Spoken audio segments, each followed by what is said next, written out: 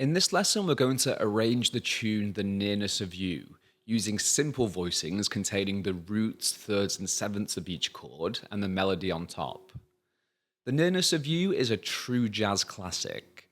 There are many vocal versions which you should check out before learning the tune, and this will help you with the phrasing of the melody. The tune follows an AABA form, which means that almost 75% of the tune contains the exact same chords and voicings. The final A section does have a 4-bar extension, and so that's an important point to remember. The tune contains lots of common progressions, including major 2-5-1s, minor 2-5-1s, and also the 3-6-2-5 turnaround, which can be voiced in many ways. I hope you get as much enjoyment from playing this tune as I do. So here's the first A section, and remember that these chords and this melody make up a large part of the tune. We start with a 3-note pickup. One thing I like to do is to grace notes into that first note of the song. And you'll hear that throughout the performance I add grace notes in different places. So copy the grace notes that I play, but also experiment with your own grace notes and find ones that work for you. So notice in my left hand I'm just playing roots 5 and 3, so that's just an F major triad, but I'm voicing it like this. And that immediately gives us a nicer spread. And moving on, we have a 2-5-1, so this is C minor 7 to F7 to B flat major 7. Now something very important to notice is that over the F7 we have B flat in the melody, and that makes it a sus chord. So a sus chord is like a dominant chord, except that we have the suspended fourth instead of the major third. And oftentimes we'll play the suspended fourth and then resolve down into the major third, into the 1 chord. So here's how that first line would sound.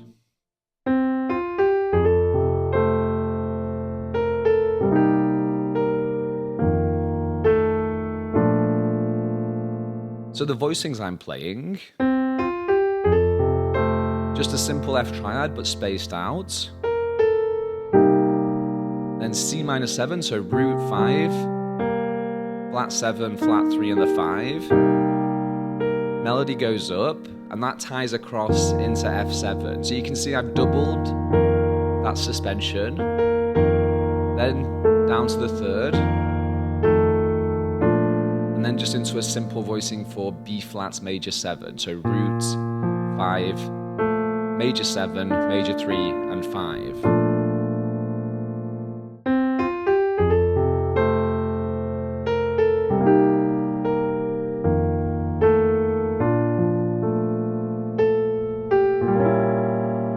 So there's a B flat diminished 7 chord, so that's the notes of the chord, but notice that I've spread them out. So instead of playing this, I'm taking those 2 notes and putting them into my right hand. You can also double the roots, but that's the core notes of the B flat diminished 7th chord. From the top,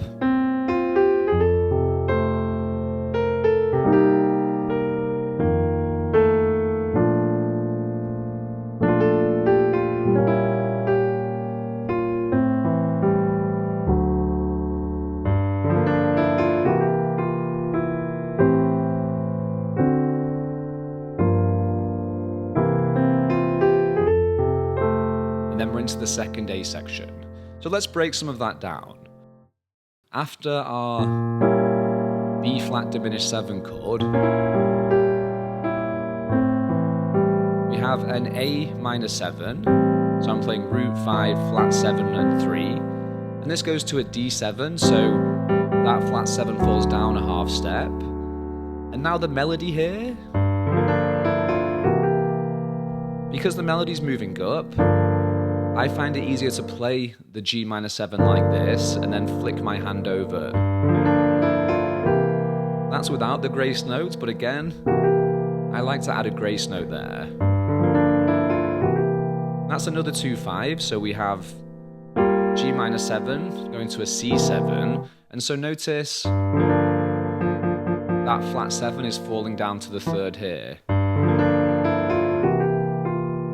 And then this is a 3-6-2-5 turnaround. So in the key of F major, the 3 is A minor, going to the 6, which is D7, and this is just a 2-5 as well, so if you think about it, that flat 7 just falls by half a step, then to the 2, G minor 7, to the 5, C7, and then down to the 1. So these kind of progressions are extremely common for turnarounds. So let's play through from the top and then move into the second A section.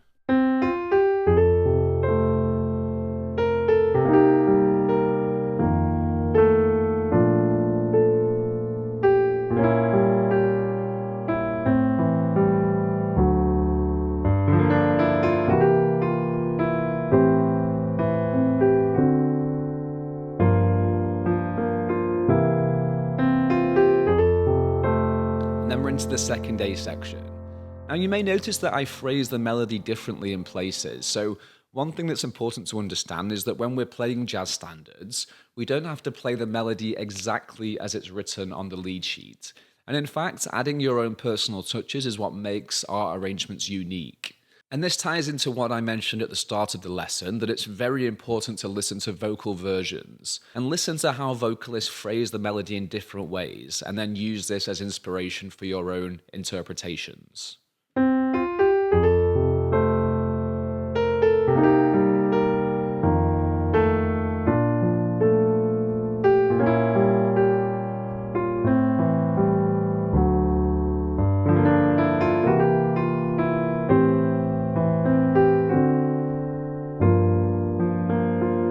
Moving into the second A.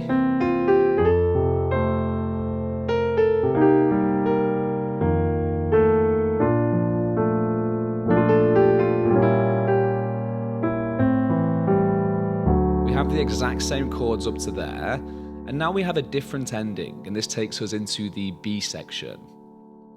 So this time, you can see that instead of going up to the A minor, we now finish on an F6. So instead I'm going to voice the chords like this. So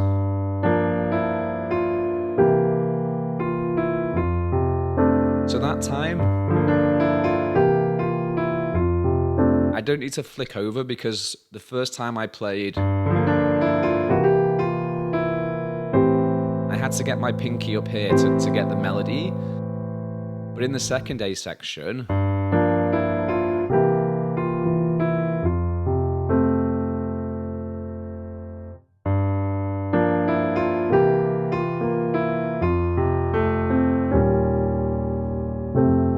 there we just have an F major 7 going to an E flat 7 and then to an F major, and that takes us into the bridge.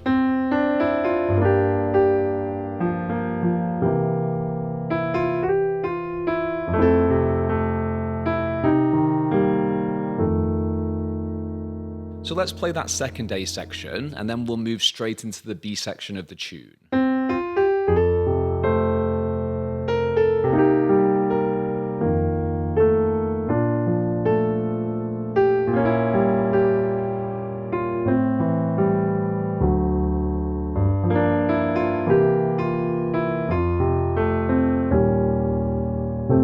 Now moving into the B section.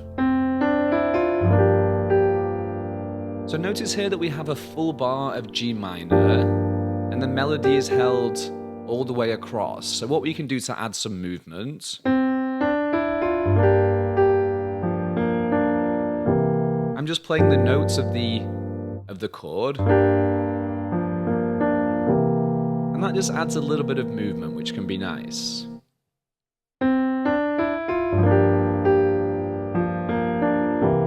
Moving on. So that was a full 2-5-1. We had G minor, going to C7, going to F major.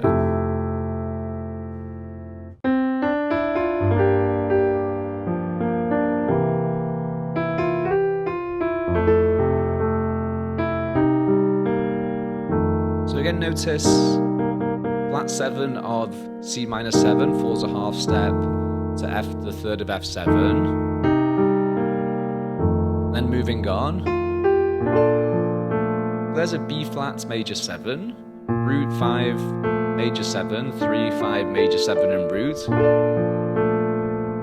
And then here's a minor 2, 5. So we have A minor 7 flat 5. And that flat 5, if we just hold that down and then drop the flat 7, we're now playing a D7 with a flat 9. So this will make more sense once you study the lessons on minor harmony, but right now just remember that if we hold that flat 5 down,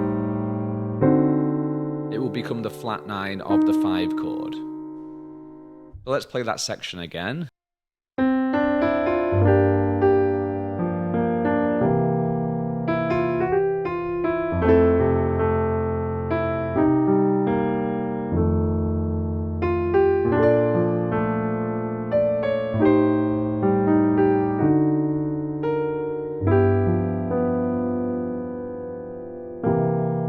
So there we have another full bar of G7, so we could just walk up and down the notes. And notice that I'm outlining that voice leading of the flat 7 of G7 falling to the 3 of C7. And that creates a very smooth transition. And then we're into the final A section. So let's play through the bridge all together, and then we'll move on.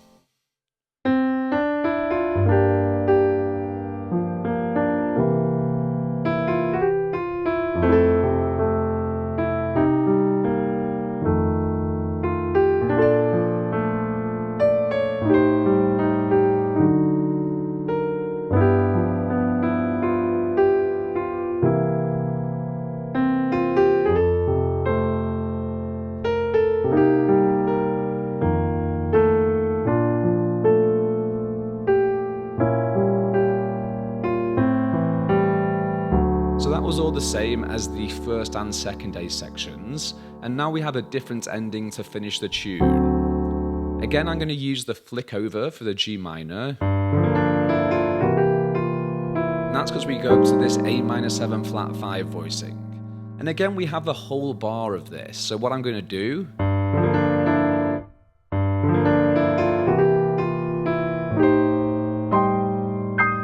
I'm just taking that top half of the chord, so flat 5, flat 7, and the melody, which is the minor third, and just moving it up each octave.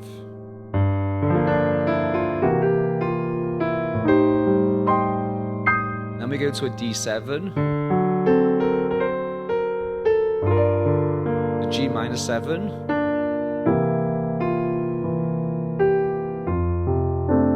we finish the tune. So I'll play through that final A section for you.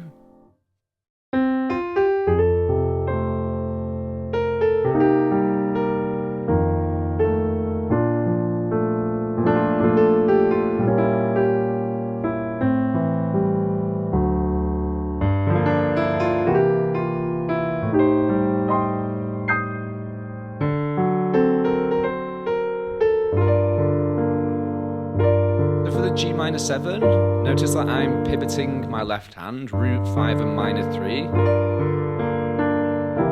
to C7, and then we finish with an F major.